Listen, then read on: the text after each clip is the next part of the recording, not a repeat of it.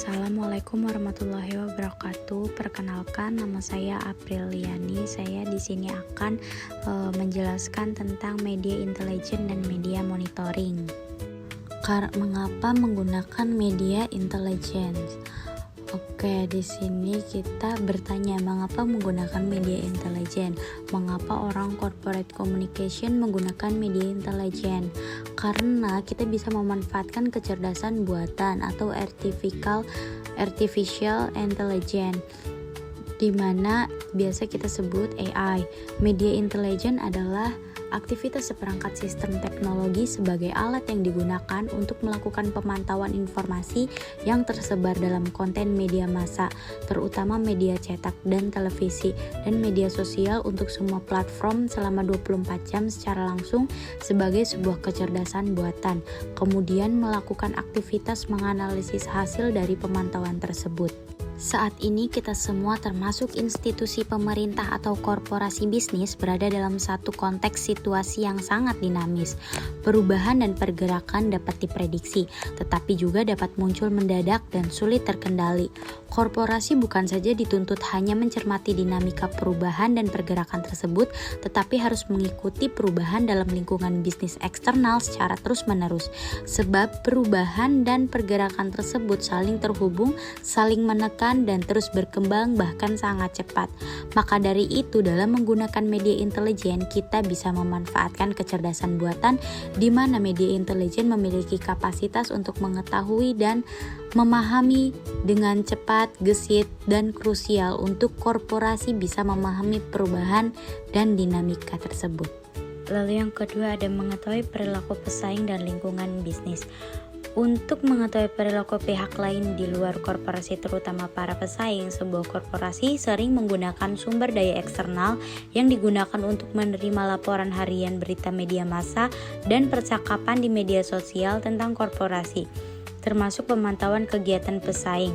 Kegiatan pengumpulan data informasi pesaing termasuk identifikasi semua sumber informasi potensial.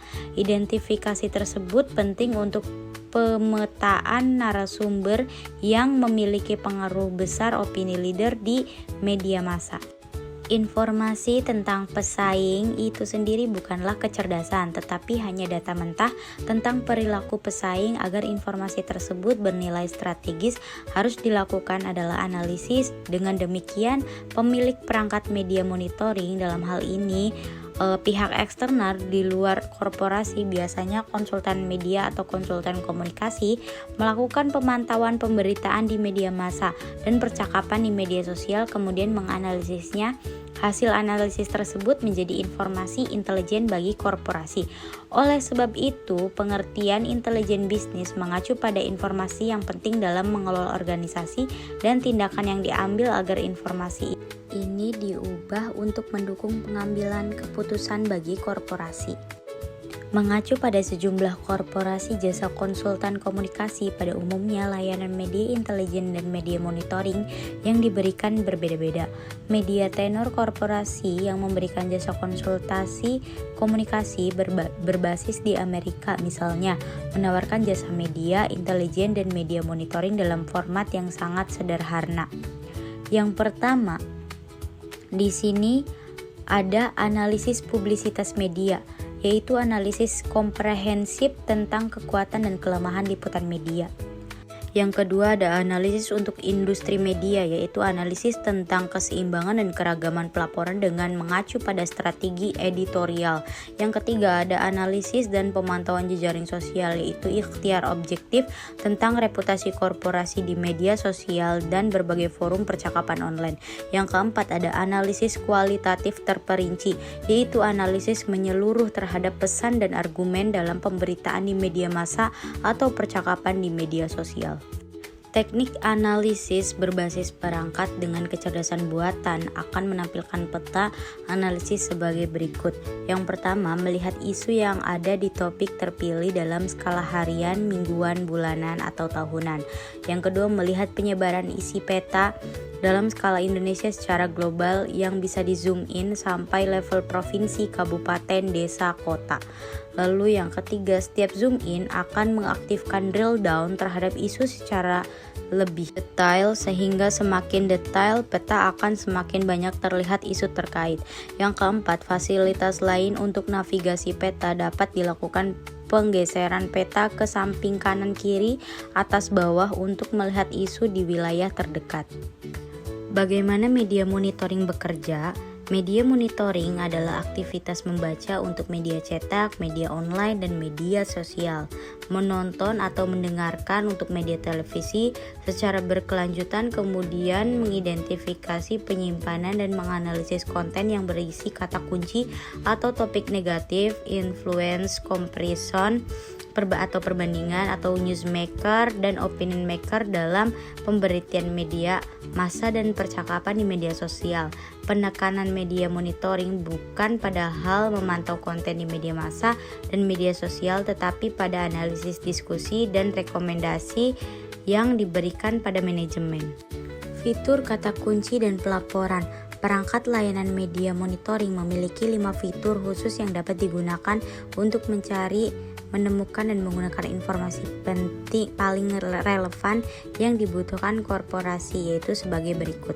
Media universal merupakan perangkat yang digunakan untuk mencari dan menemukan seluruh informasi yang diinginkan yang tersebar di semua media massa lokal, nasional, dan internasional.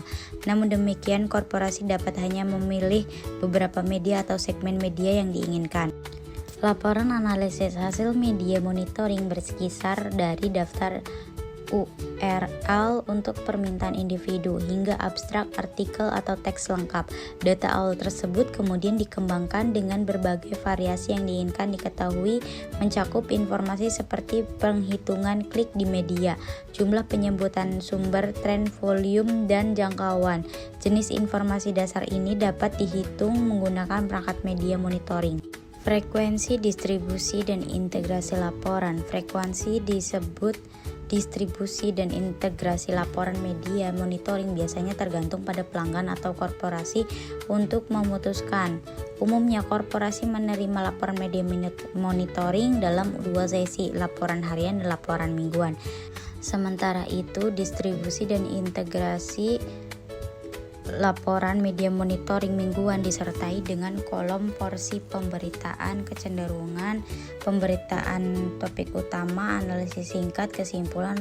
Seluruh aksi dan insiden dapat diletakkan sebagai peristiwa atau kejadian yang netral tanpa penilaian apapun, tapi peristiwa normal bersifat netral dalam arti aktivitas yang wajar dan biasa atau dapat terjadi pada siapa saja.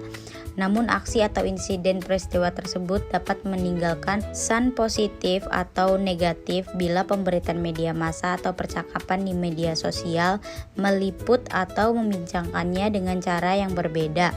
Contohnya sebagai judul berikut. Berikut ini ada ton berita positif, netral, dan negatif. Ton positif adalah nilai positif pada berita yang membuat membaca mendukung, merekomendasikan, atau bersedia bekerja sama atau bersimpati pada korporasi atau brand korporasi.